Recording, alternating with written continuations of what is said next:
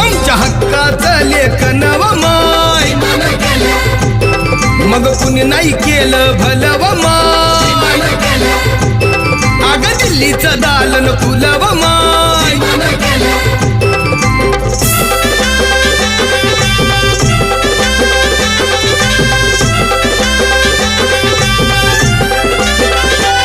तुमच्या पोरानं शाळेत शिकावं आशाला जारीला मुकावं असं सभेमधी भाषण व मान